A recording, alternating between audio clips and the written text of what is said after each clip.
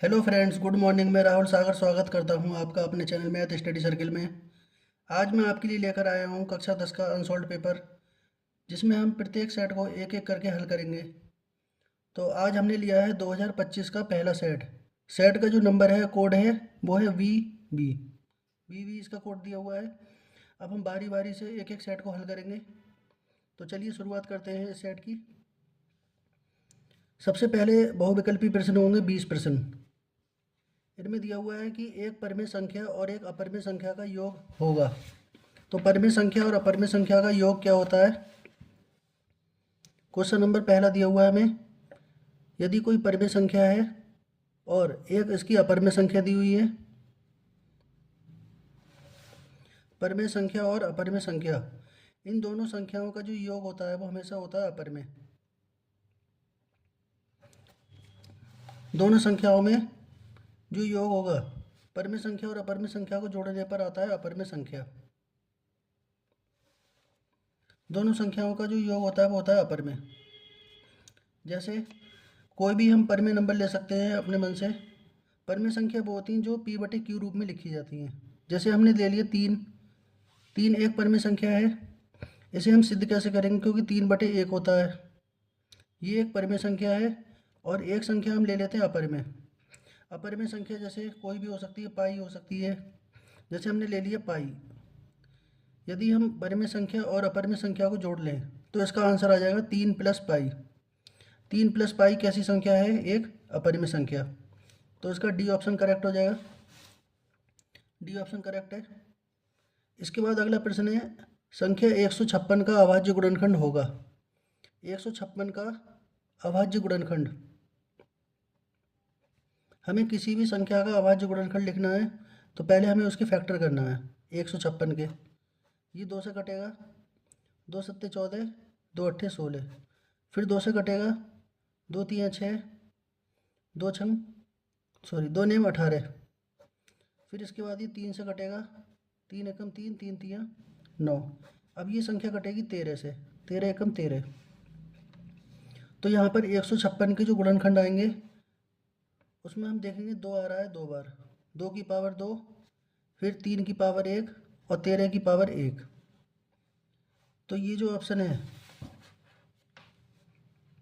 2 की पावर 2 गुणा 3 गुणा 13, तो इसका बी ऑप्शन करेक्ट है। तो यहाँ पर बी ऑप्शन इसका करेक्ट है।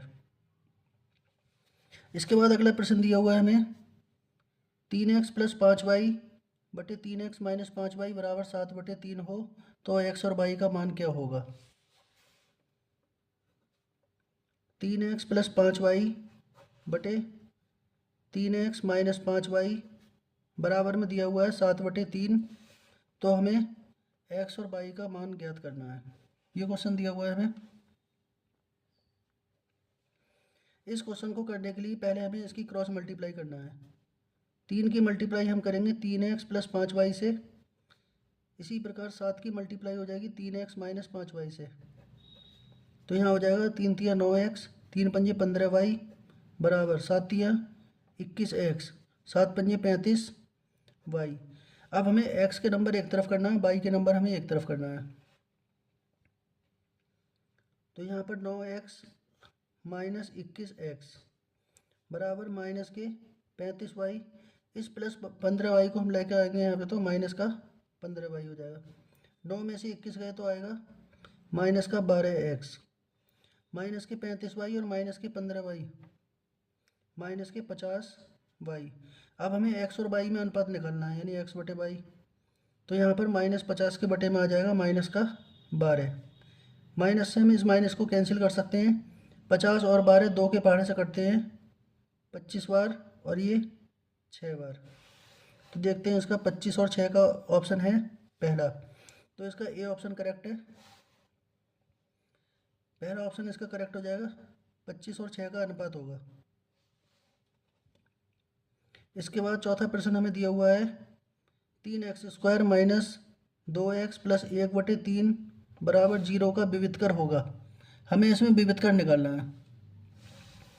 तो विवितकर निकालने के लिए सबसे पहले इस संख्या को हमें ठीक से लिखना पड़ेगा। जो बटे में संख्या दी हुई है हम इस संख्या से सभी को मल्टीप्लाई कर लेते हैं।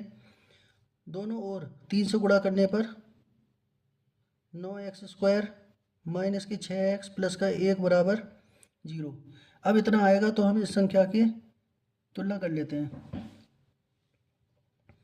ax² plus bx plus c बराबर 0 से तुलना करने पर यदि हम इस संख्या की तुलना कर लें तो a का मान आ जाएगा 9, b का मान आ जाएगा -6 और c का मान आ जाएगा 1।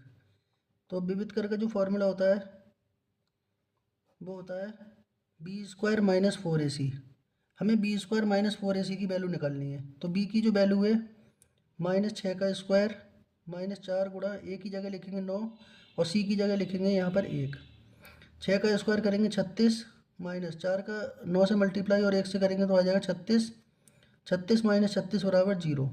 तो इसका विविध कर आ गया 0। पहला ऑप्शन इसका करेक्ट है। तो यहाँ पे पहला ऑप्शन इसका करेक्ट हो जाएगा। इसके बाद 5वां प्रश्न हमें दिया हुआ है, निम्नलिखित सारणी का माध्य होगा। हमें इस सारणी का माध्य निकालना है। तो माध्य के लिए सबसे पहले हम इसमें टेबल बनाएंगे एक। सबसे पहले हम लिखेंगे वर्ग अंतराल। वर्ग अंतराल में वैल्यू हमें दी हुई है 2 से 4, 4 से 6, 6 से 8, 8 से 10, 10 से 12। ये हमें वर्ग अंतराल दिया हुआ है। जब भी हमें वर्ग अंतराल इस तरह से दिया जाए उच्च सीमा और निम्न सीमा के रूप में, तो हमें सबसे पहले इसमें मध्यमान निकालना होता है। मध्यमान को हम x से लिखते हैं। मध्यमान निकालने का जो सूत्र है वो है उच्च सीमा प्लस निम्न सीमा बटे 2। यहाँ पर निम्न सीमा दी है 2, उच्च सीमा दी है 4। इन दोनों को जोड़ेंगे तो आएगा 6 और 6 का आधा करेंगे तो 3। अब हमें ये देखना है कि प्रत्येक पद में कितने कितने का अंतर है।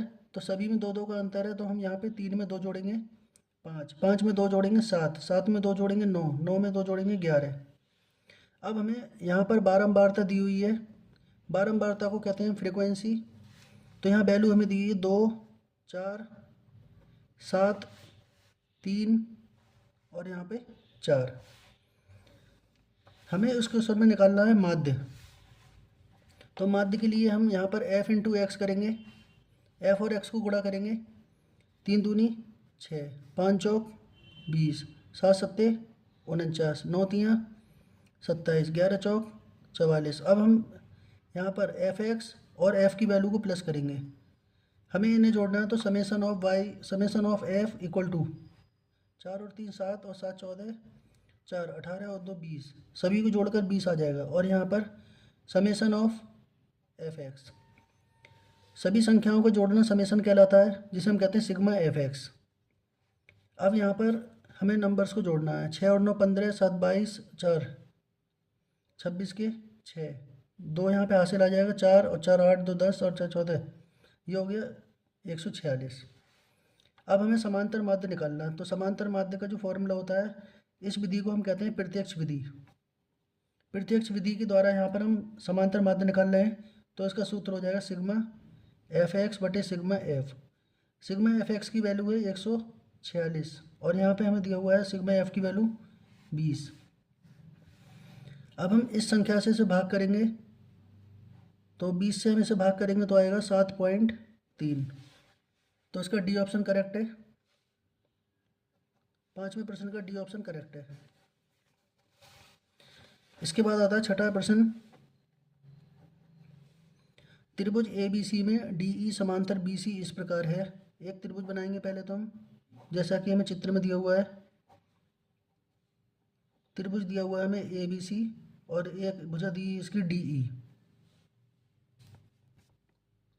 भुजा हमें दी हुई है यहाँ पे DE और वैल्यू दी हुई है 1.5 सेंटीमीटर, 3 सेंटीमीटर, 2 सेंटीमीटर और यहाँ पर EC हमें EC ज्ञात करना है। तो इसके लिए सबसे पहले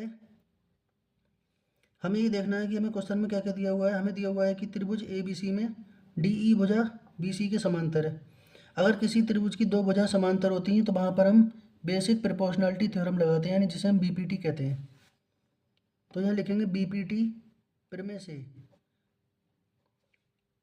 क्योंकि DE और BC समांतर है तो यहाँ BPT प्रमेय लगाएंगे। AD बटे DB बराबर AE बटे EC, ये BPT प्रमेय का फॉर्मूला है।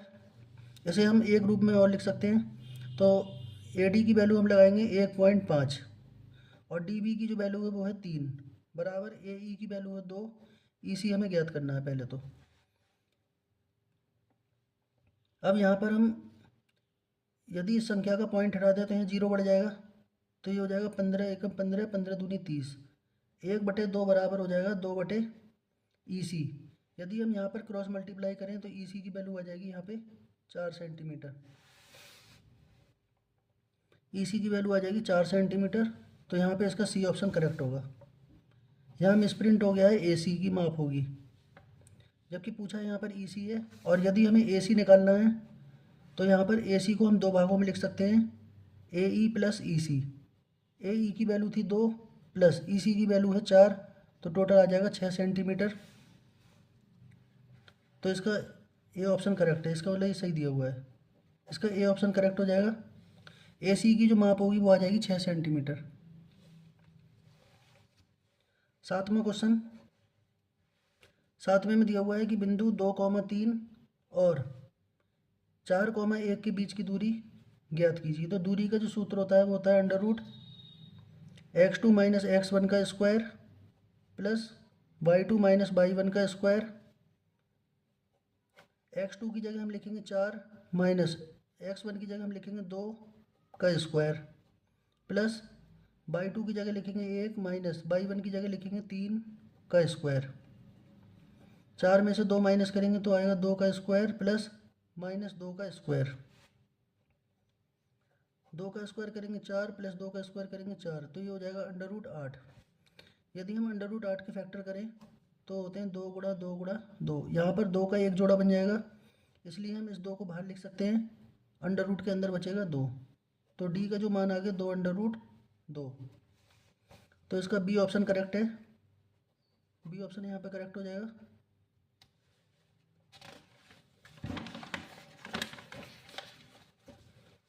आठवां प्रश्न हमें दिया हुआ है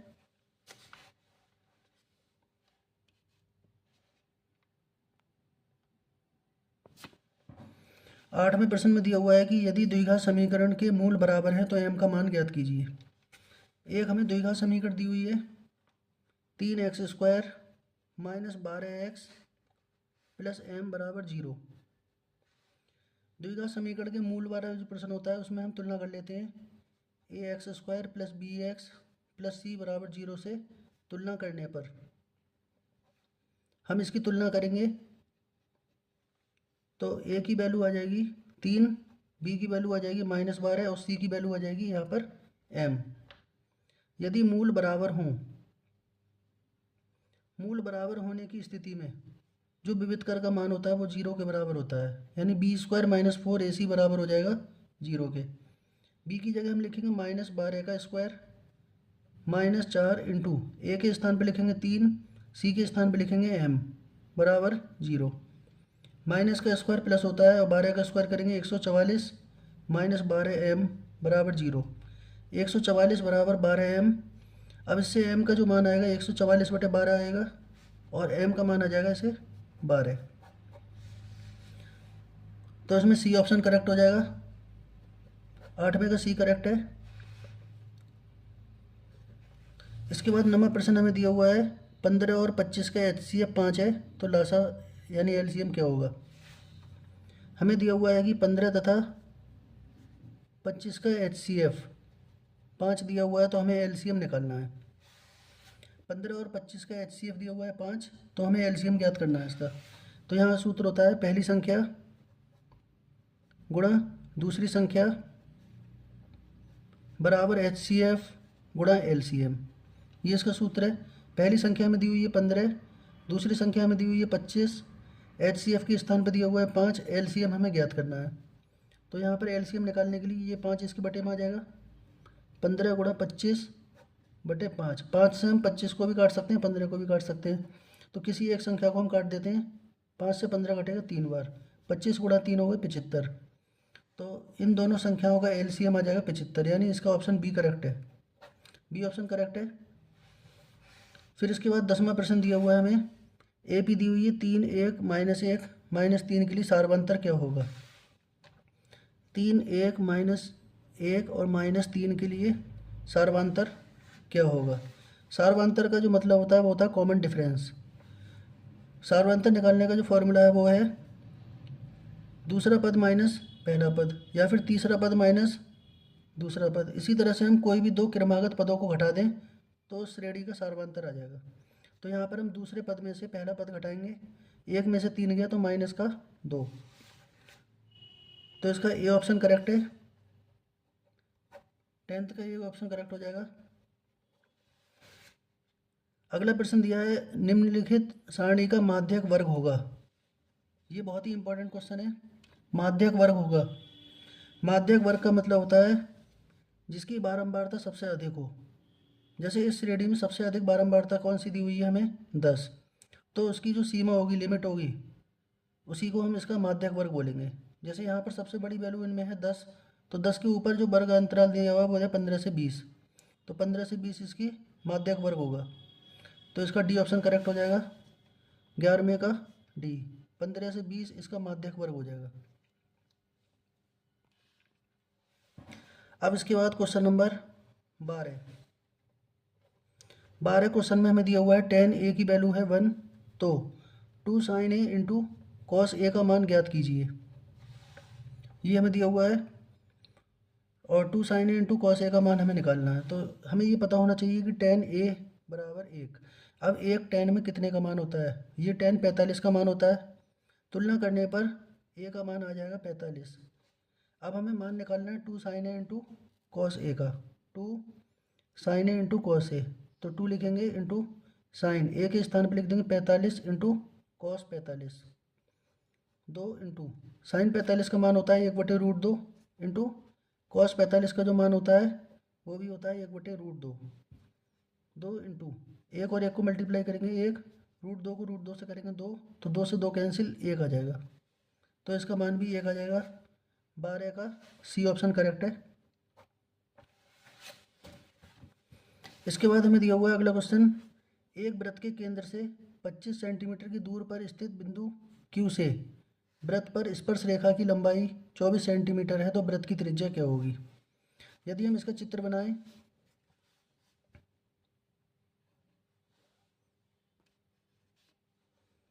क्वेश्चन नंबर 13 दिया हुआ है हमें, एक वृत्त बनाना है हमें। ये कोई वृत्त की स्पर्श रेखा है, इस बिंदु को हम वृत्त का केंद्र बोलते हैं, और केंद्र से स्पर्श बिंदु तक की दूरी को हम इसकी त्रिज्या बोलते हैं। इसे हमने O मान लिया, इसे हम A मानेंगे और इसे B मानेंगे। इस क्वेश्चन में हमें दिया हुआ है कि वृत्त के केंद्र से 25 सेंटीमीटर की दूर पर स्थित बिंदु Q से, वृत्त के केंद्र से 25 सेंटीमीटर की दूरी पर कोई बिंदु है, तो वृत्त के केंद्र से 25 सेंटीमीटर की दूरी पर कोई बिंदु हमें दिया हुआ है, और इस बिंदु को हमें क्वेश्चन में दिया हुआ है Q, तो हम यहाँ पे Q मान लेते हैं। Q बिंदु दिया हुआ है, स्पर्श रेखा की लंबाई 24 सेंटीमीटर है, तो स्पर्श रेखा हमारी यहाँ पर AQ है, इसकी लंबाई हमें दी हुई 24 सेंटीमीटर। अब हमें इस वृत्त की त्रिज्या ज्ञात करनी है, तो यहाँ पर हम पाइथागोरस प्रमेय का प्रयोग कर सकते हैं। तो यहाँ पे कर्ण का स्क्वायर बराबर आधार का स्क्वायर प्लस लंब का स्क्वायर। यहाँ पे वैल्यू दी हुई है हमें 25 और AQ की वैल्यू हमें दी है 24, OA की वैल्यू को हमने R मान लिया है। 25 का स्क्वायर करेंगे हम 625, इसी प्रकार 24 का करेंगे तो 576 प्लस R स्क्वायर। 625 में से 576 घटाएंगे तो यहाँ R स्क्वायर आ जाएगा। R स्क्वायर का जो मान आ जाएगा घटाने पर वो आ जाएगा 49। अब R का मान निकालेंगे तो √49, R बराबर आ जाएगा 7 सेंटीमीटर। तो वृत्त की जो त्रिज्या होगी वो होगी 7 सेंटीमीटर। तो इसका ए ऑप्शन करेक्ट है, पहला ऑप्शन करेक्ट हो जाएगा इसका 13 का। इसी प्रकार क्वेश्चन नंबर 14, एक मीनार की ऊंचाई 20 मीटर है, जमीन पर बनने वाली इसकी छाया की लंबाई छाया की लंबाई 20√3 मीटर है, उन्नयन कोण का मान ज्ञात करना है। जैसे हमें एक मीनार दी हुई है, इस मीनार को हमने ए बी नाम दे दिया है और इस बिंदु को हमने सी लिख लिया है। एक मीनार की ऊंचाई 20 मीटर है, तो जो मीनार है वो 20 मीटर ऊंची है और इसकी जो छाया है ज़मीन पे, इसकी जो छाया बन रही है, यानी इसकी मीनार की छाया यहाँ पर बनेगी, तो ये हमें दी हुई है 20√3 मीटर। हमें इसका उन्नयन कोण बताना है, तो उन्नयन कोण को हम थीटा मान लेते हैं। कोण ए समकोण है त्रिभुज ए बी सी में। टेन थीटा बराबर होता है लंब बटे आधार। लंब की जगह लिखेंगे ए बी, आधार की जगह लिखेंगे ए सी। टेन थीटा बराबर, अब ए बी की जो वैल्यू हमें दी हुई है वो दी हुई है 20 और आधार की वैल्यू दी हुई है हमें 20√3। 20 से 20 कैंसिल हो जाएगा, तो यहाँ पर टेन थीटा का मान आ गया 1/√3 और ये मान होता है टेन 30 का। तुलना करने पर थीटा का मान आ गया 30, तो इस मीनार का जो उन्नयन कोण है वो 30 आ जाएगा। ए ऑप्शन करेक्ट हो जाएगा इसका भी। क्वेश्चन नंबर 14 में ए ऑप्शन करेक्ट है। इसके बाद है 15। 14 सेंटीमीटर त्रिज्या के एक वृत्त के एक चाप उसके केंद्र पे 30 डिग्री का कोण अंतरित करता है। संगत त्रिज्यखंड का क्षेत्रफल ज्ञात कीजिए। तो यहाँ पर इस क्वेश्चन में हमें त्रिज्या दी हुई है 14 सेंटीमीटर और कोण दिया हुआ है हमें 30 डिग्री।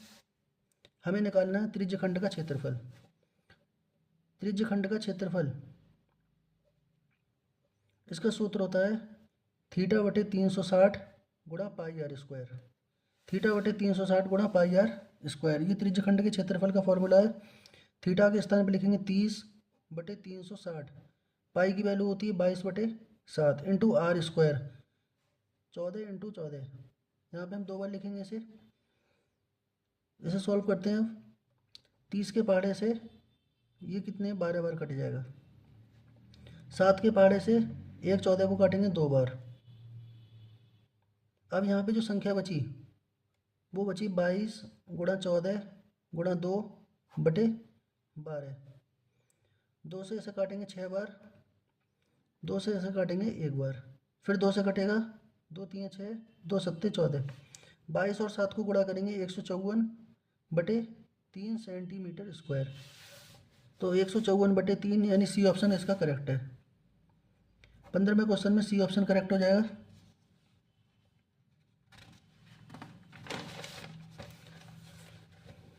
इसके बाद 16वां प्रश्न दिया हुआ है, क्वेश्चन नंबर 16। जोकर की टोपी का आकार होता है। तो जोकर की जो टोपी होती है उसका आकार होता है शंक्वाकार। तो यहाँ पर बी ऑप्शन करेक्ट हो जाएगा हमारा, शंक्वाकार, क्योंकि जोकर की जो टोपी होती है वो इस आकार की होती है, इसे हम बोलते हैं शंक्वाकार। 16 का बी हो जाएगा। Question number 17। कल्पित माध्य विधि और पग विचलन विधि सरलीकृत रूप है। यानी कल्पित माध्य विधि और जो पग विचलन विधि है वो किस रूप में होती है, तो वो हमेशा प्रत्यक्ष विधि के रूप में होती है। तो इसका बी ऑप्शन करेक्ट है, प्रत्यक्ष विधि। बी ऑप्शन करेक्ट हो जाएगा इसका।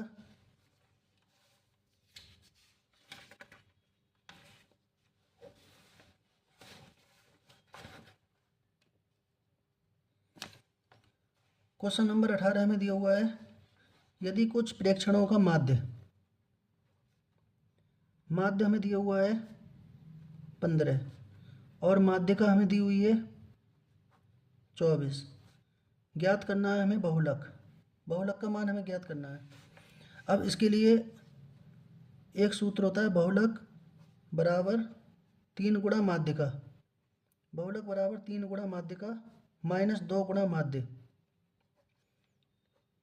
इस फॉर्मूले की सहायता से हमें कोई भी 2 वैल्यू दी जाएंगी, तीसरी वैल्यू ज्ञात करने को कह सकते हैं।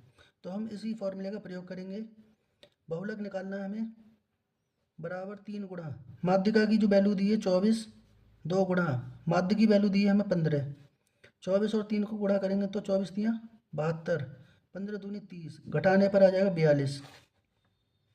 तो इसका डी ऑप्शन करेक्ट हो जाएगा। अब इसके बाद आता है 19वां क्वेश्चन। जब एक पासे को एक बार फेंका जाता है तो एक सम संख्या प्राप्त होने की प्रायिकता बताइए। पासे का जो क्वेश्चन है, पासे में 6 अंक होते हैं, 1 2 3 4 5 6। अब इसमें पूछा गया है कि एक सम संख्या प्राप्त होने की प्रायिकता। तो इन संख्याओं में सम संख्या कौन कौन सी हैं? 2, 4, 6, यानी 3 संख्याएं हैं। तो हमें निकालनी है सम संख्या आने की प्रायिकता। तो यहाँ पे हम लिखेंगे 3/6। 3 एकम 3, 3 दूनी 6। इसका बी ऑप्शन करेक्ट हो जाएगा। लास्ट बहुविकल्पी जो है, अच्छी प्रकार से फेंटे हुए ताश के 52 पत्तों में से एक पत्ते को यादृच्छिक निकालने की पर पत्ते के रानी होने की प्रायिकता बतानी है। अब इसमें हमें दिया हुआ है कि कुल पत्ते होते हैं 52 और 52 पत्तों में से हमें एक पत्ता यादृच्छिक निकालना है। यादृच्छिक मतलब रैंडमली कहीं से भी। पत्ते के रानी होने की प्रायिकता, तो 52 पत्तों में जो रानी की संख्या होती है, क्वीन, क्यू वाले जो कार्ड्स होते हैं, रानी, रानी भी कह सकते हैं, बेगम भी कह सकते हैं, इनकी संख्या होती है 4। तो एक पत्ता निकालने पर बेगम आने की प्रायिकता, तो यहाँ पे 4 कार्ड्स थे 52 में से, 4/52, 4 एकम 4, 13 चौका 52। तो इसके बहुविकल्पी प्रश्न हो चुके हैं 1/13 में, यानी बी ऑप्शन इसका करेक्ट है। 20 वाले का बी ऑप्शन करेक्ट हो जाएगा। अब इसके बाद हम बढ़ते हैं खंड बा की तरफ, जो है वर्णनात्मक प्रश्न।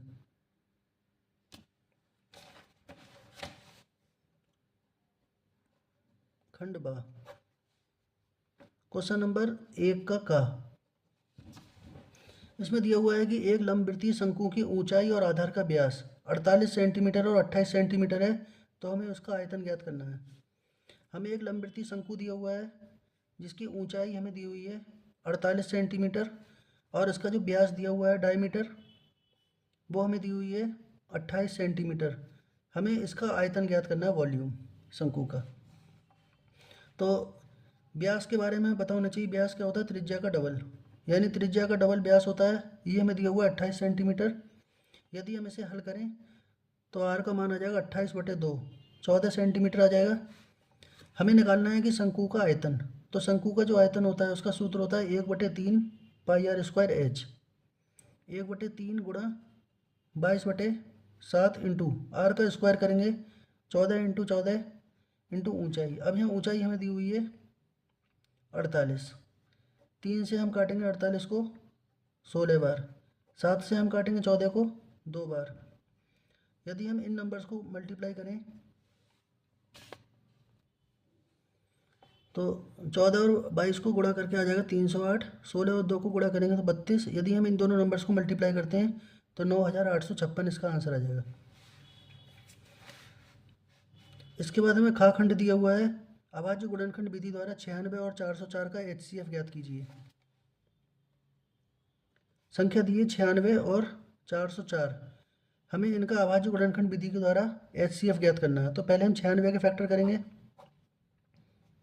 48 बार, फिर 2 से काटेंगे इसे 24 बार, फिर 2 से काटेंगे इसे 12 बार, फिर 2 से 6 बार, फिर 2 से 3 बार, फिर 3 से 1 बार। इसी तरह से हम 404 के फैक्टर करेंगे 2 से 202 बार, फिर 2 से 101 बार। अब 101 केवल अपने ही पहाड़े में कटेगा, इसलिए हम 101 से करेंगे। अब 96 के जो फैक्टर आ गए उसमें हम 2 को लिख सकते हैं 5 बार इंटू 3 को 1 बार। इसी तरह से 404 में 2 को हम लिख सकते हैं 2 बार इंटू 101 को लिखेंगे 1 बार। अब हमें यहाँ पर HCF ज्ञात करना है। HCF का मतलब होता है ऐसा गुणनखंड जो दोनों में कॉमन आ रहा हो, उसकी कम से कम घात। तो यहाँ पर इनमें ऐसी संख्या है 2 जो दोनों में कॉमन आ रही है, लेकिन कम से कम घात इसकी है 2, तो 2 की पावर 2 होता है 4। इसका ऑप्शन हो जाएगा 4।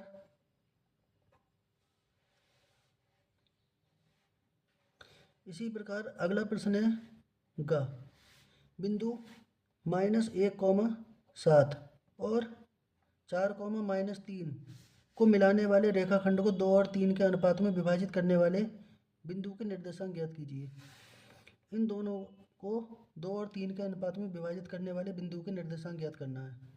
तो इसे जो अनुपात होता है उसे हम मानते हैं m1 m2, और यहाँ पे जो वैल्यू हमें दी हुई है निर्देशांक, उन्हें हम मानेंगे x1 y1 x2 y2।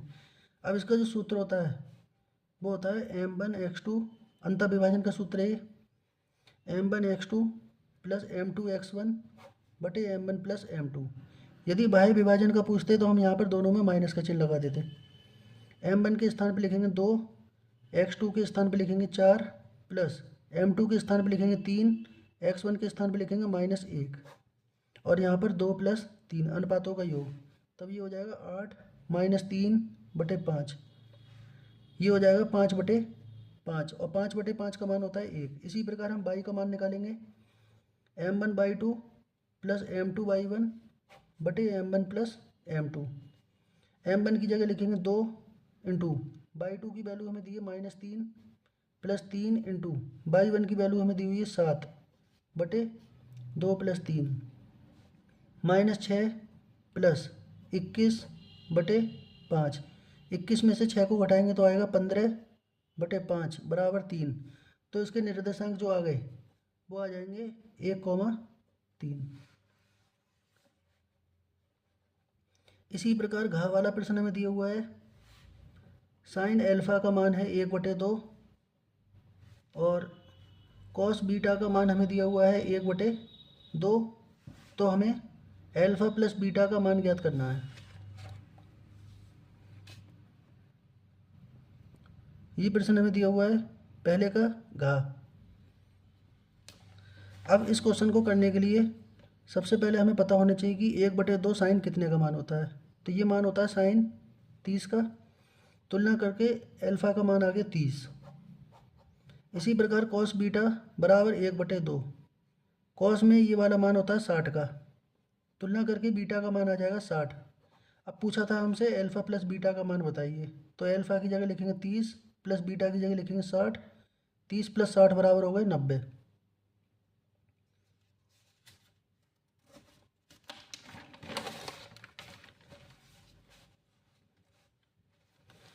अगला प्रश्न है पहले का आड़ा बिंदु दिया हुआ है P -6,8 की मूल बिंदु से दूरी ज्ञात करनी है। मूल बिंदु को हम लिखते हैं यहाँ पर 0,0 और मूल बिंदु से हमें दूरी निकालनी है। तो दो बिंदुओं के बीच दूरी का सूत्र लगाएंगे √x1 - x2 का whole square plus y1 - y2 का होल स्क्वायर। √x1 की जगह लिखेंगे -6 -0 का होल स्क्वायर प्लस 8 - 0 का होल स्क्वायर। ये हो जाएगा 36, ये हो जाएगा 64। इन दोनों को प्लस करेंगे तो आ जाएगा 100। ये होता है 10 का। तो दोनों के बीच की जो दूरी होगी वो होगी 10 मात्रक। चार वाला दिया हुआ है, सिद्ध कीजिए कि cot A - cos A बटे cot A plus cos A बराबर cosic A -1 बटे cosic A + 1। हमें इसे सॉल्व करके ये लाना है। तो सबसे पहले हम यहाँ पे LHS ले लेते हैं left hand side. Left hand side में cot A को हम चेंज कर सकते हैं cos A बटे sin A। cos को हमने ऐसे लिखा है cos A बटे sin A plus cos A। अब यहाँ पर हम कॉमन लेंगे इन दोनों में, ऊपर cos A कॉमन आ जाएगा तो यहाँ बचेगा 1/sin A -1। इसी प्रकार यहाँ भी हम cos A कॉमन ले सकते हैं तो यहाँ बचेगा 1/sin A + 1। cos A से cos A कैंसिल हो गया। 1/sin A को हम कह सकते हैं cosec A -1 और यहाँ कह सकते हैं हम cosec A + 1। ये बराबर हो जाएगा RHS के।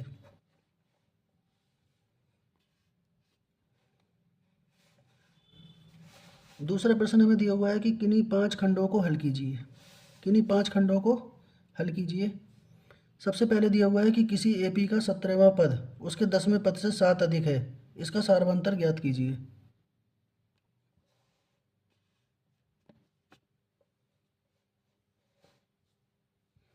यहाँ पर हमें दिया हुआ है कि किसी AP का 17वां पद उसके 10वें पद से 7 अधिक है, तो हमें इसका सारवांतर ज्ञात करना है। तो 17वें पद का जो फॉर्मूला होता है उसे ज्ञात करने के लिए सबसे पहले हमें पता होना चाहिए किसी समांतर श्रेणी के nवें पदों का nवां पद कौन सा होगा। तो इसे हम लिखते हैं a + n - 1 d, जहाँ पर an है nवां पद, a प्रथम पद है, n का मतलब होता है पदों की संख्या और d होता है यहाँ पे सारवांतर। हमें d निकालना है इस क्वेश्चन में। तो 17वां पद निकालना है तो हम इसे लिख सकते हैं a+16d, और 10वां पद निकालना है तो लिखते हैं इसे a+9d, इस फॉर्मूले का प्रयोग करके। जैसे nवां पद निकालना है तो एक कम हो जाएगा n-1। इसी तरह 17 निकालेंगे तो 17 - 1 16 आ जाएगा, +7।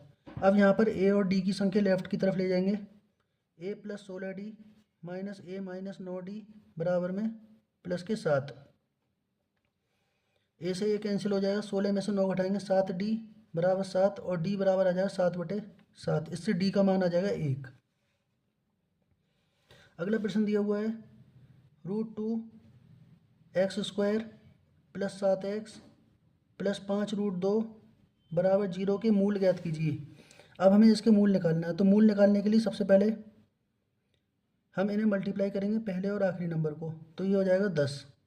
जैसे हमें मल्टीप्लाई करनी है 5√2 को √2 से, तो यहाँ पे जब गुणा करेंगे तो इनकी तो गुणा 2 हो जाएगी, 5 दूनी आ जाएगा 10। अब 10 के ऐसे गुणनखंड करो कि 7 आ जाए, तो ऐसे गुणनखंड होते हैं 2 और 5। बाकी संख्या हम वैसी लिख देंगे, √2x² + 2x + 5x, एक्स की मल्टीप्लाई कर दी हमने अंदर, + 5√2 बराबर 0।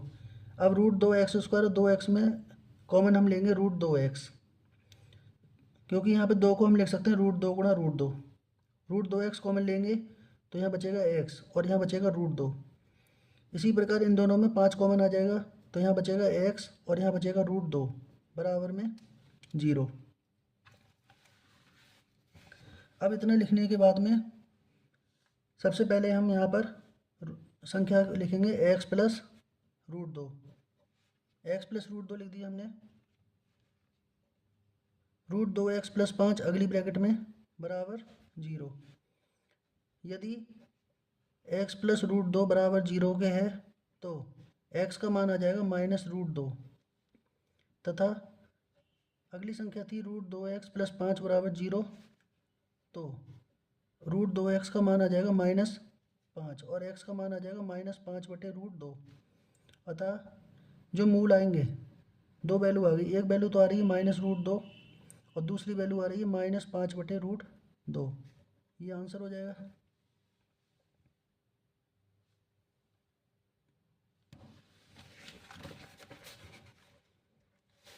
इसके बाद है गा वाला प्रश्न। इसमें दिया हुआ है कि एक त्रिभुज ABC की भुजा BC पर एक बिंदु D इस प्रकार से स्थित है कि कोण ADC की जो वैल्यू है वो बराबर है BAC के। तो सिद्ध कीजिए कि CA का स्क्वायर बराबर CB × CD है। तो यहाँ पर हमें एक त्रिभुज दिया हुआ है, एक त्रिभुज हमने बना लिया है यहाँ पर ABC। ABC कोई त्रिभुज दिया हुआ है इसमें, और दिया हुआ है कि BC पर एक बिंदु D इस प्रकार है। BC पे हमने कोई बिंदु मान लिया है यहाँ पर, D इस प्रकार से स्थित है कि कोण ADC यानी यहाँ पे जो कोण बनेगा ये वाला कोण ADC वो बराबर दिया हुआ है हमें कोण BAC के, इस कोण के बराबर हमें दिया हुआ है। तो हमें सिद्ध करना है कि CA² बराबर CB × CD है। तो ये प्रमेय टाइप का क्वेश्चन है, तो इसके लिए सबसे पहले हम यहाँ लिखते हैं दिया है। हमें दिया हुआ है कि त्रिभुज ABC में BC भुजा पर बिंदु D इस प्रकार स्थित है कि कोण ADC बराबर दिया हुआ है हमें कोण BAC के। अब यहाँ लिखते हैं अगले स्टेप में सिद्ध करना है। हमें यहाँ पे सिद्ध करना है CA का स्क्वायर बराबर CB × CD है, ये हमें सिद्ध करना है। तो हम यहाँ पे लिखेंगे उत्पत्ति। अब यहाँ पर हमें दो कोण दिए हुए हैं, तो हमें दो त्रिभुज अलग अलग बना के समझना है। पहला त्रिभुज हमें दिया हुआ है ADC, जो इस प्रकार से बना हुआ है ADC, और दूसरा त्रिभुज हमें दिया हुआ है BAC, जो हमने ऐसे बनाया है BAC। अब इन दोनों त्रिभुजों में हम सर्वांग समता का प्रयोग करेंगे। तो सबसे पहले हम ये देखेंगे कोण ADC की जो वैल्यू है बराबर है कोण BAC के, और ये हमें दिया हुआ है, ये तो हमें दिया हुआ है। और इन दोनों चित्रों में कोण सी बराबर कोण सी, ये दोनों में उभयनिष्ठ है, दोनों में कॉमन आ रहा है। तो यहाँ पर हम एंगल सर्वांग समता से त्रिभुज ADC और त्रिभुज ABC को समरूप सिद्ध कर सकते हैं। जब ये समरूप हैं तो CPCT से, यानी common part of A corresponding triangle, CPCT से जब हम दोनों त्रिभुज को समरूप सिद्ध कर सकते हैं तो यहाँ पर हमें कुछ अंक का अनुपात निकालना है। जैसे यहाँ पर कोण के सामने की जो भुजा है वो CA है, इसी तरह से इसमें कोण के सामने की भुजा है वो है CB, यानी कोण के सामने वाली भुजाओं का अनुपात बराबर। अब यहाँ पे जो वैल्यू दी हुई है वो देखेंगे, कोण बनाने वाली भुजा CD और इसमें कोण बनाने वाली भुजा है वो है CA, यह लिखेंगे। अब इतना लिखने के बाद हम इन्हें क्रॉस मल्टीप्लाई करेंगे तो CA इंटू CA करेंगे, CA स्क्वायर बराबर CB इंटू CD, ये हमें सिद्ध करना था।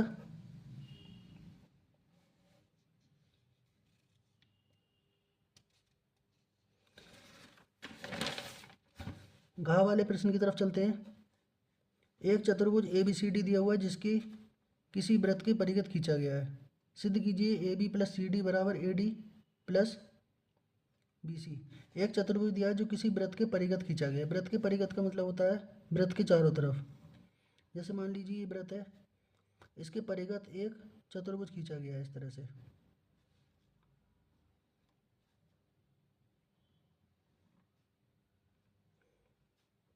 अब इसका हम कुछ नाम दे देते हैं अपनी तरफ से ABCD, और AB भुजा पर जो स्पर्श बिंदु है वो दिया हुआ है P, BC पर हमने मान लिया Q, और CD पे R, और DA पे हमने मान लिया है S।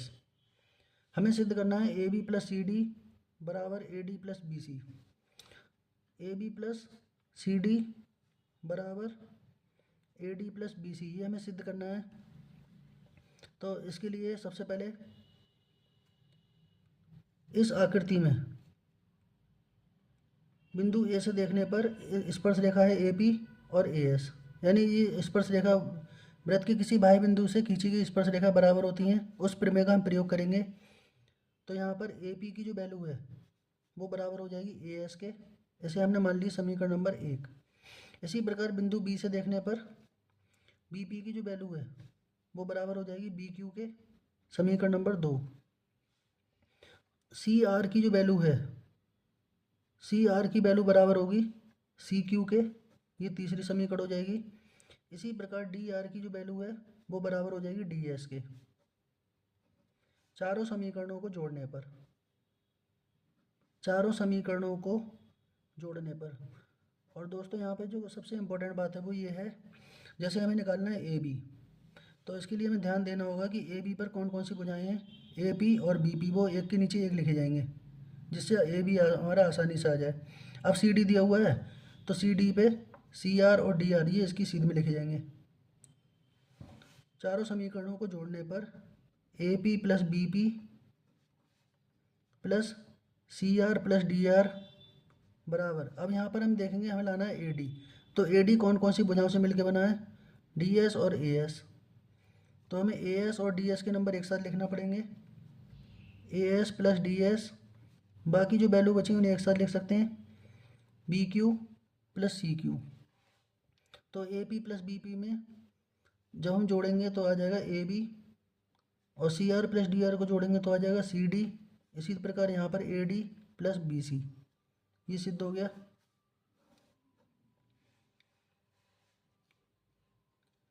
फिर इसमें अड़ा वाला प्रश्न दिया हुआ है, दिए गए एक आवृत्ति वितरण के आंकड़ों का माध्यक हमें दिया हुआ है इसका 28.5। तो x और y का मान ज्ञात कीजिए, x का मान ज्ञात कीजिए, y का मान ज्ञात कीजिए, जबकि पदों की जो बारंबारता दी है हमें योग वो दिया हुआ है 60। टेबल दी हुई है, हमें माध्यक निकालना है। माध्यक का मतलब होता है माध्यिका। सबसे पहले हम यहाँ पर एक टेबल बनाएंगे वर्ग अंतराल की। एक बार आप क्वेश्चन देख लीजिए, क्वेश्चन बहुत अच्छा है, काफ़ी इंपॉर्टेंट क्वेश्चन है। ये वाला प्रश्न दिया हुआ है अड़ा, अब हम इसके लिए टेबल बनाते हैं। वर्ग अंतराल 0 से 10, 10 से 20, 20 से 30, 30 से 40, 40 से 50, 50 से 60। जब भी हम माध्य का निकालते हैं तो हमें मध्यमान निकालने की आवश्यकता नहीं है। यहाँ पे इसकी जो बारंबारता हमें दी हुई है वही लिख लेते हैं कि सिर्फ बारंबारता यानी फ्रीक्वेंसी। तो बारंबारता हमें दी है 5, x, 20, 15, 22 और 5। हमें इसमें माध्यक दिया हुआ है यानी माध्यिका दी हुई है। सबसे पहले हम यहाँ पे निकालेंगे संचयी बारंबारता। संचयी बारंबारता जिसे हम बोलते हैं कुमुलेटिव फ्रीक्वेंसी। इन सभी पदों का योग हमें दिया हुआ है 60, ये गिवन है।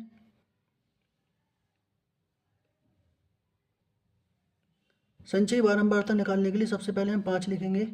5 में x जोड़ेंगे, 5 प्लस एक्स, फिर 5 प्लस एक्स में 20 जोड़ेंगे, 25 प्लस एक्स, 25 में 15 जोड़ेंगे, 40 प्लस एक्स, फिर 22 जोड़ेंगे, 40 प्लस एक्स प्लस वाई, फिर 5 जोड़ेंगे, 45 प्लस एक्स प्लस वाई। यानी इन पदों को जोड़कर जितना आंसर आ रहा है उतना ही आंसर ये होगा। तो दोनों समीकरणों को देखने पर 45 प्लस एक्स प्लस वाई का जो मान होगा वो बराबर हो जाएगा 60 के, जिससे एक्स प्लस वाई का मान आ जाएगा 60 माइनस 45। एक्स प्लस वाई का जो मान आ जाएगा 60 में से 45 गए तो 15। ये हो जाएगी पहली समीकरण। और जब भी हम माध्य का निकालते हैं तो सबसे पहले हम ये देखेंगे इनमें सबसे अधिक बारंबारता कौन सी है। ये वाली बारंबारता सबसे अधिक है, तो इसे हम मान लेते हैं एफ। अब इसकी सीध में जो वैल्यू है उससे ऊपर वाली वैल्यू को मानते हैं हम सी एफ, कुमुलेटिव फ्रीक्वेंसी। यहाँ पे जो ध्यान देने वाली बात है वो ये है, सबसे पहले हम देखेंगे सबसे बड़ी बारंबारता। सबसे बड़ी बारंबारता इनमें कौन सी है, 20। और इसके सामने से ऊपर वाली जो वैल्यू वो सी एफ मानी जाएगी। जिसकी बारंबारता सबसे अधिक है उसकी निम्न सीमा हमें दी हुई है 20। ये एल की वैल्यू है। जो बारंबारता सबसे अधिक होगी उसकी निम्न सीमा दी हुई है हमें 20। अब यहाँ पर हम माध्यिका का फॉर्मूला लगाएंगे। माध्यिका बराबर होती है एल प्लस एन बटे 2 माइनस सी एफ बटे एफ। इस सूत्र के द्वारा हम माध्यिका ज्ञात कर सकते हैं। माध्यिका बराबर होती है एल प्लस एन बटे 2 माइनस सी एफ बटे एफ। तो यहाँ पे जो वैल्यू हमें दी हुई है, माध्यिका की जो वैल्यू दी है वो है 28.5। 28.5 दी हुई है बराबर एल का मतलब होता है निम्न सीमा। निम्न सीमा हमें दी हुई है 20। एन की जो वैल्यू है एन बटे 2, एन का मतलब है यहाँ पे 60, 60 बटे 2 माइनस सी एफ की जो वैल्यू दी है वो दी है 5 प्लस एक्स और बटे में एफ। एफ की जो वैल्यू दी हुई है हमें, एफ की जो वैल्यू है वो दी हुई है 20। तो इसे हल करने का जो तरीका है, सबसे पहले तो हम 20 को घटाएंगे। यहाँ पर 28.5 में से हम पहले 20 घटाएंगे और 60 को 2 से काटेंगे तो यहाँ हो जाएगा 30 माइनस ब्रैकेट को खोलेंगे तो 5 माइनस एक्स बटे में 20। अब यहाँ 28.5 में से 20 को घटाएंगे तो आएगा 8.5 बराबर 30 में से 5 को घटाएंगे तो 25 माइनस एक्स बटे 20। 8.5 को गुणा करेंगे हम 20 से तो यहाँ बचेगा 25 माइनस एक्स। 8.5 को यदि हम 20 से गुणा करते हैं तो आता है 17 बराबर 25 माइनस एक्स। अब हम x को यहाँ लेकर आएंगे, 17 को यहाँ लाएंगे तो x बराबर हो जाएगा 25 माइनस 17। x की जो वैल्यू आ जाएगी 8, x का मान आ गया 8। अब पहली समीकरण जो हमें दी हुई है x प्लस वाई बराबर 15, x प्लस वाई बराबर 15 समीकरण 1 से हमें इस समीकरण में x का मान लिखना है। 8 प्लस वाई बराबर 15, तो वाई बराबर हो जाएगा 15 माइनस 8, इससे वाई का मान आ जाएगा 7। वाई का मान आ गया 7। हमें एक्स और वाई के मान निकालने थे तो ये दोनों आंसर हमारे सही हैं। इसके बाद अगला प्रश्न दिया हुआ है हमें, चा वाला प्रश्न दिया हुआ है, किसी कारण 12 खराब पेन 132 अच्छे पेनों में मिल गए हैं। ये प्रायिकता का क्वेश्चन है। तो यहाँ पे हमें खराब पेन दिए हुए हैं 12, खराब पेन दिए हुए थे 12 और अच्छे पेन जो थे वो थे यहाँ पर 132, यानी जो कुल पेन हो गए हमारे पास 144 हो जाएंगे। कुल पेन बराबर 12 + 132 बराबर 144, क्योंकि दोनों पेन थे, जो ख़राब पेन थे वो अच्छे पेन में मिल गए हैं। अब हमें उन पेनों को देखकर ये नहीं बता सकते कि इनमें से कौन सा पेन अच्छा है या कौन सा पेन ख़राब है, तो हमें एक पेन यादृच्छिक निकालना है इन पूरे समूह में से। तो इसके अच्छा होने की क्या प्रायिकता है? प्रायिकता हमें बतानी है यहाँ पर कि वो पेन कैसा हो, अच्छा पेन हो। अच्छा पेन आने की प्रायिकता, तो अच्छे पेन यहाँ पर थे 132 और यहाँ पर टोटल संख्या थी 144। 132/144, इसे हम 12 के पहाड़े से काटेंगे तो ये 11 बार कट जाएगा और ये 12, तो 11/12 इसका करेक्ट आंसर है। अब इसके बाद लॉन्ग क्वेश्चन आते हैं, क्वेश्चन नंबर 3। लॉन्ग क्वेश्चन जिसमें दिया हुआ है कि 1 भिन्न 1/3 हो जाती है जब इसके अंश में से 1 घटाया जाता है, और 1/4 तब हो जाती है जब इसके हर में 8 जोड़ दिया जाता है, तो भिन्न का मान हमें ज्ञात करना है। इस क्वेश्चन को करने के लिए देखो, भिन्न का क्वेश्चन है। सबसे पहले हम लिखेंगे माना भिन्न का अंश x। भिन्न का जो अंश है वो हमने मान लिया x, और हर को हम मान लेते हैं y। तो जो भिन्न हमारी होगी वो हो जाएगी अंश बटे हर, यानी x/y। भिन्न का जो सूत्र होता है वो होता है अंश बटे हर। अब इसके बाद में जो पहली शर्त है, पहली शर्त यह है कि यदि हम 1 भिन्न 1/3 हो जाती जब हम उसके अंश में से 1 घटाया जाता है, अंश में से 1 घटाते हैं। अंश ये दिया हुआ है, अंश में से 1 घटा दो तो भिन्न का मान हो जाएगा 1/3। क्रॉस मल्टीप्लाई करने पर 3x - 3 = 22, ये होगी पहली समीकरण। अब कह रहे हैं कि यदि वह 1/4 हो जाती है जब उसके हर में 8 जोड़ दिया जाता है। दोबारा से हम भिन्न लिखेंगे। अब हमें हर में 8 जोड़ना है तो उस भिन्न का मान हो जाएगा 1/4। क्रॉस मल्टीप्लाई करने पर 4x बराबर हो जाएगा 22 + 8 के। ये हो जाएगी समीकरण नंबर 2। समीकरण 1 से 22 का मान समीकरण 2 में रखने पर, पहली समीकरण से जो x का मान है वो हम समीकरण 2 में रखेंगे। अब समीकरण 2 में रखने पर तो 22 का जो मान था वो था 3x - 3, तो यहाँ हो जाएगा 4x बराबर, इस 22 के स्थान पर हमें लिखना है 3x - 3 और ये प्लस के 8 ऐसे आ जाएंगे। 4x बराबर 3x, 8 - 3 करेंगे तो 5। यदि हम 4x में से 3x को हटा देंगे तो ये हो जाएगा x बराबर 5। x का मान आ गया 5। अब ये वाला मान हम किसी एक समीकरण में लगा सकते हैं।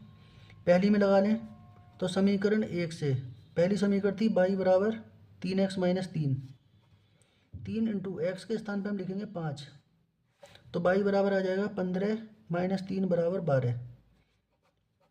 x का मान हो गया 5 और y का मान हो गया 12। तो जो भिन्न का हमने अंश माना था, अंश को हमने तो माना था x और हर को हमने माना है y, तो जो भिन्न आएगी, भिन्न हो जाएगी x/y, और अंश की जो वैल्यू है लिखेंगे 5 और हर की वैल्यू लिखेंगे 12। अब इस क्वेश्चन को हम चेक कर भी सकते हैं। सबसे पहली जो कंडीशन है वो करें अंश में 1 घटाओ तो भिन्न का मान 1/3 हो जाता है। यदि हम इसके अंश में से 1 घटाएंगे तो आ जाएगा 4/12। 4 और 12 को काटेंगे तो 1/3 आ जाएगा। अब दूसरी कंडीशन में कह रहे हैं कि इसके हर में 8 जोड़ दिया जाए। अब इसका जो हर है 12, इसमें 8 जोड़ देंगे तो 20 हो जाएगा।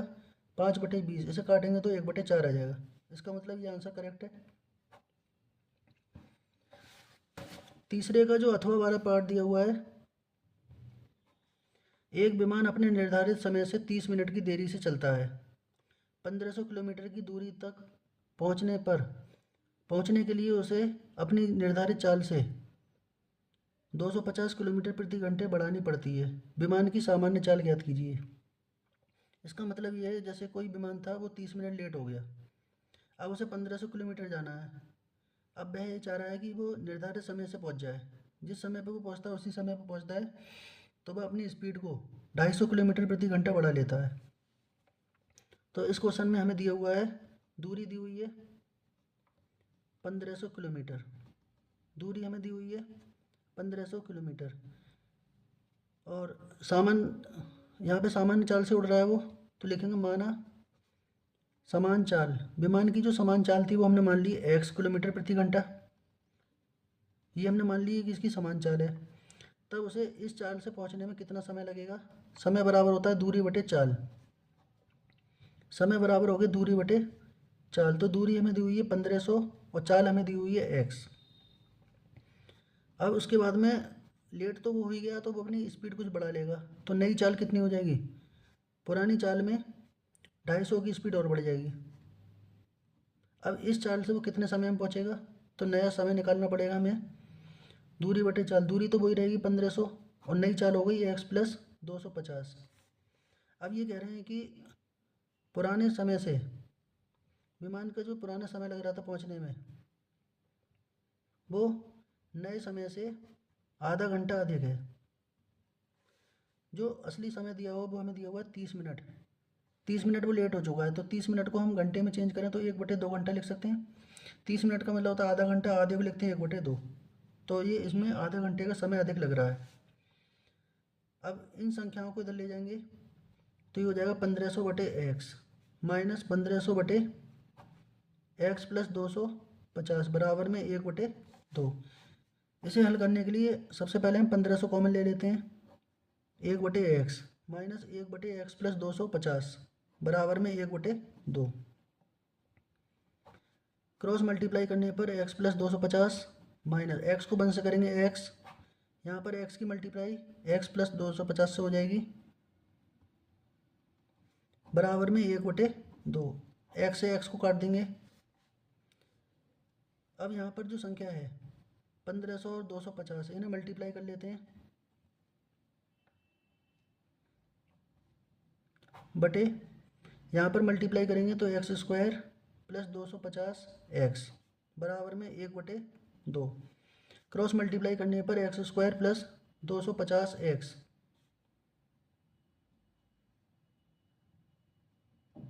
ये आ जाएगा।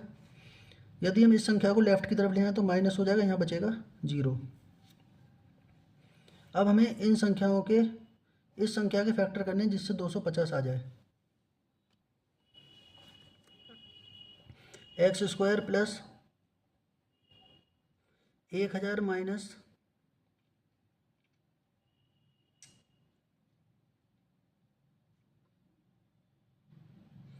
यहाँ पर हम लिख सकते हैं 300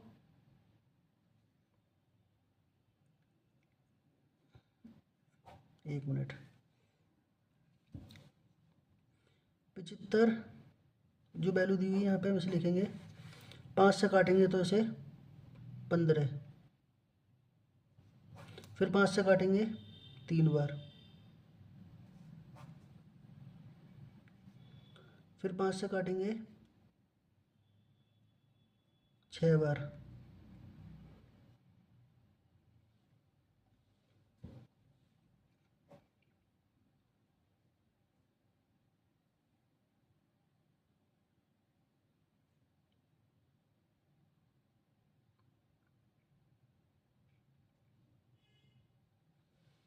ठीक है।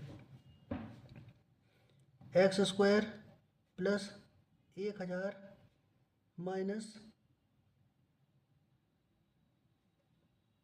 750 यानी 1000 और 750 की गुणा करेंगे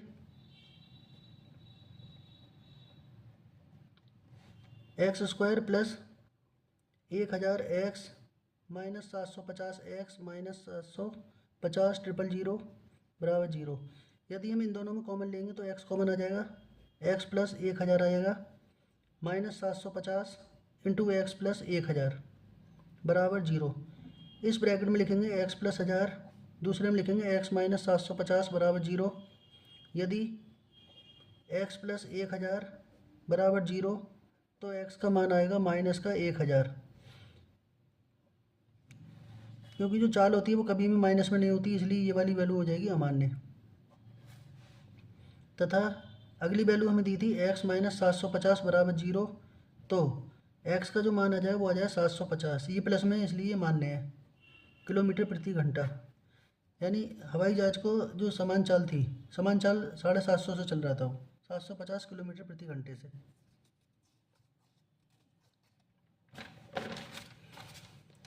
इसके बाद चौथा प्रश्न दिया हुआ है, एक 80 मीटर चौड़ी सड़क के दोनों ओर आमने सामने समान ऊंचाई वाले दो खंभे लगे हुए हैं। ये एक सड़क दी हुई है हमें 80 मीटर चौड़ी। इसके दोनों ओर समान ऊंचाई के दो खंभे लगे हुए हैं। इस खंभे का नाम है ए बी, इस खंभे का नाम है सी डी। ये समान ऊंचाई की, इसलिए हमने दोनों को एच मान लिया है।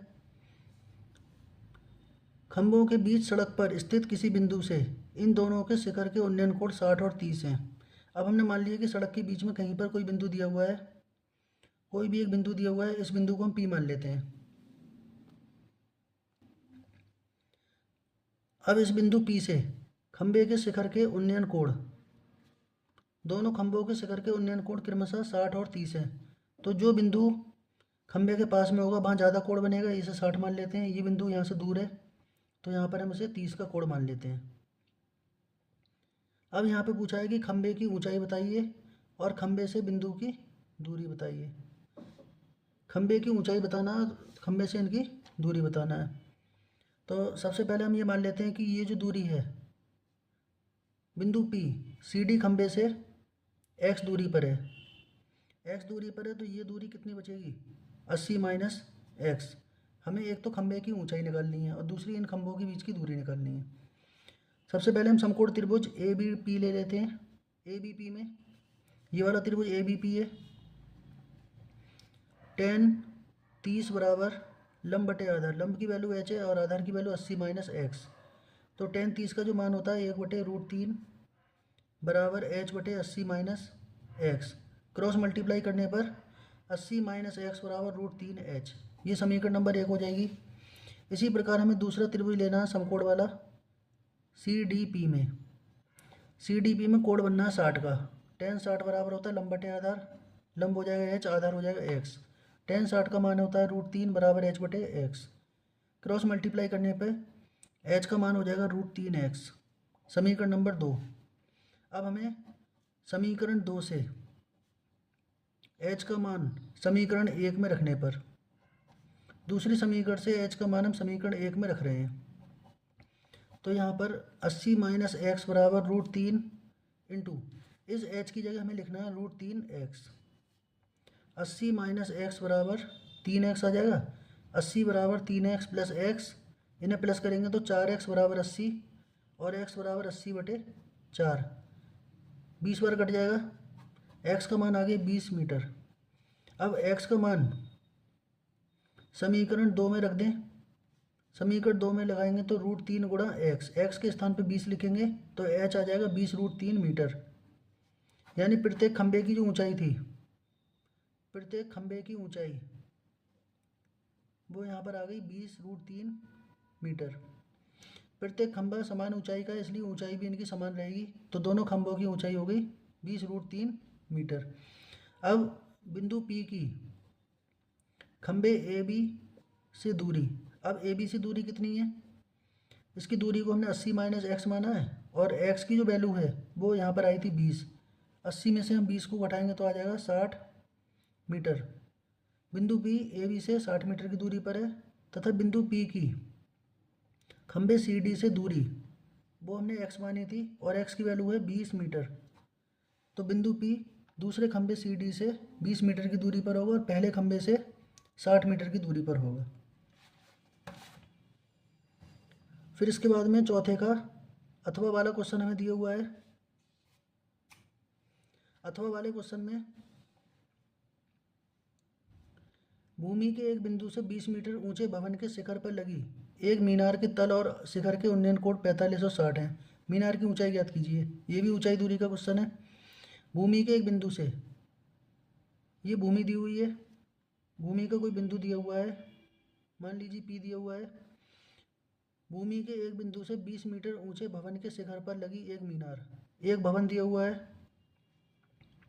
इस भवन की ऊंचाई हमें दी हुई है 20 मीटर। 20 मीटर ऊंचा भवन है और इस पर एक मीनार लगी हुई है ए बी सी। हमने मान लिया कि यहाँ पर मीनार का नाम है ए बी और भवन का नाम है बी सी। बी सी तो हमें भवन दिया हुआ है और ए बी एक मीनार लगी हुई है। इस बिंदु पी से मीनार के तल, ये मीनार है, यहाँ पर ये मीनार है, मीनार का जो तल होगा वो ये होगा मीनार के तल का उन्नयन कोण 45 और मीनार के शिखर का उन्नयन कोण 60 है। तो ये कोण तो हमें 45 दिया हुआ है। मीनार का जो शिखर होगा वो यहाँ पर होगा, तो इसका उन्नयन कोण हमें दिया हुआ है यहाँ पे पूरा 60। मीनार की ऊंचाई ज्ञात कीजिए। तो यहाँ पर इस ऊंचाई को हम h मान लेते हैं और इस वैल्यू को हम x मान लेते हैं। यहाँ पर दो त्रिभुज बनने हैं समकोण वाले, एक तो PBC में त्रिभुज BPC भी लिख सकते हैं। BPC में tan 45 का जो मान आएगा वो आएगा लंब बटे आधार। लंब हो जाएगा 20 और आधार हो जाएगा x। tan 45 होता है 1 बराबर 20 बटे x। क्रॉस मल्टीप्लाई करने पर x का मान आ जाएगा 20 मीटर। दूसरा त्रिभुज हम लेंगे त्रिभुज APC में। APC में जो कोण बनना है वो बनना है 60 का। tan 60 बराबर होता है लंब बटे आधार। लंब की वैल्यू हमें दी हुई है h प्लस 20 और आधार की वैल्यू हमें दी है x। tan 60 का जो मान है वो होता है √3 बराबर h प्लस 20 बटे x। √3 बराबर h प्लस 20 बटे x के स्थान पर हम लिख देंगे 20। क्रॉस मल्टीप्लाई करने पर 20√3 बराबर h प्लस 20। 20√3 माइनस 20 बराबर h। यदि हम h का मान निकालें तो यहाँ पर हम 20 कॉमन ले सकते हैं। √3 माइनस 1 मीटर, ये इसका उत्तर आ जाएगा।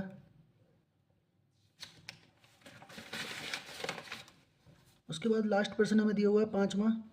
इस प्रश्न में दिया हुआ है कि लकड़ी के एक ठोस बेलन के प्रत्येक सिरे पर एक अर्धगोला खोदकर निकालते हुए चित्रानुसार एक खिलौना बनाया गया है।